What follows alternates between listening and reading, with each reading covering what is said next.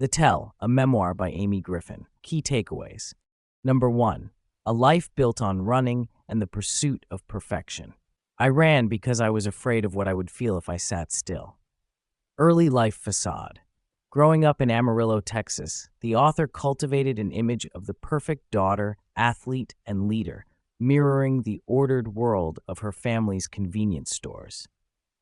This external perfection was a shield, a way to earn approval and feel safe in a culture that valued appearance and achievement.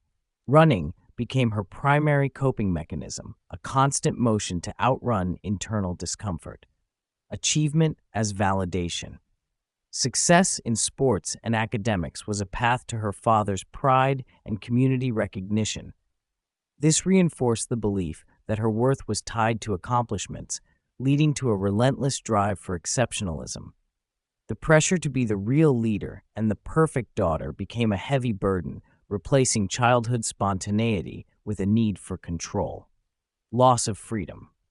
The carefree abandon of childhood, like doing cartwheels or riding a banana seat bike, was gradually supplanted by teenage neurosis and a need for control. This shift wasn't understood at the time, only felt as a loss of innocence.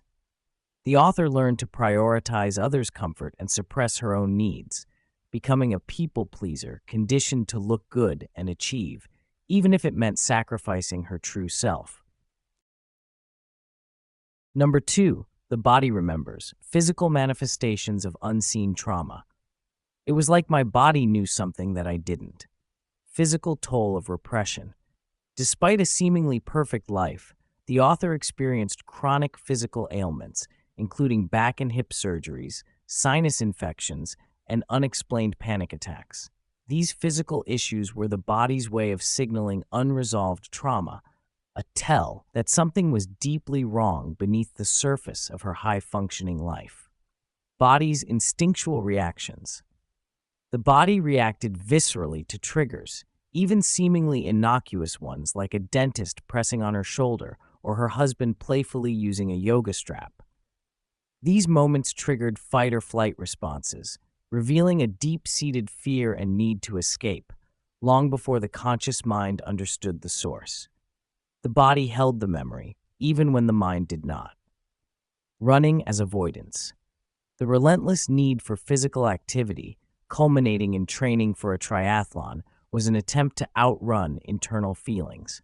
Even after achieving significant athletic feats, the expected euphoria was absent, replaced by emptiness.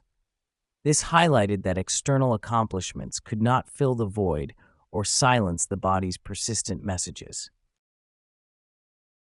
Number 3. A catalyst for truth. Psychedelic therapy unlocks memory. It's not rewinding, it's rebecoming. You have always been your essential self. You just have to remember, seeking a breakthrough. Feeling stuck and disconnected despite her successful life, the author was resistant to traditional therapy but open to exploring psychedelic-assisted therapy after witnessing its transformative effect on her husband. His newfound openness about his own past demonstrated the potential for healing and self-discovery. MDMA as a facilitator. The therapeutic use of pure MDMA, guided by a facilitator, created a state of safety and introspection.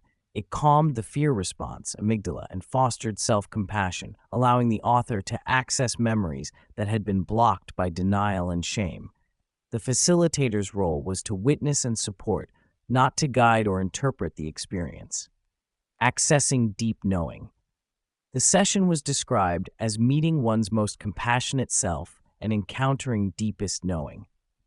It wasn't a hallucination, but a vivid, real-time reliving of past events, seen from a new perspective. This experience provided undeniable certainty that the memories were real, bypassing the conscious mind's defenses and allowing the truth to surface. Number 4. Unearthing the unthinkable, recalling repressed abuse. "Oh," I said simply, realizing I did nothing wrong. Sudden, vivid recall. During the MDMA session, repressed memories of childhood sexual abuse by a middle school teacher, Mr. Mason, surfaced with shocking clarity. The memories were sensory and visceral, placing the adult author as a witness to her younger self's experience in specific locations like the school bathroom, classroom, and locker room. The mechanism of grooming. The memories revealed how the abuser exploited the author's core desire for validation and leadership. Mr. Mason's praise and attention, particularly after she lost the student council election, built trust and made her feel special, creating a vulnerability he then exploited. This explained why she spent time alone at school and felt a strange charge around him, shattering denial. The realization that the abuse was real and that she was error, incomplete response.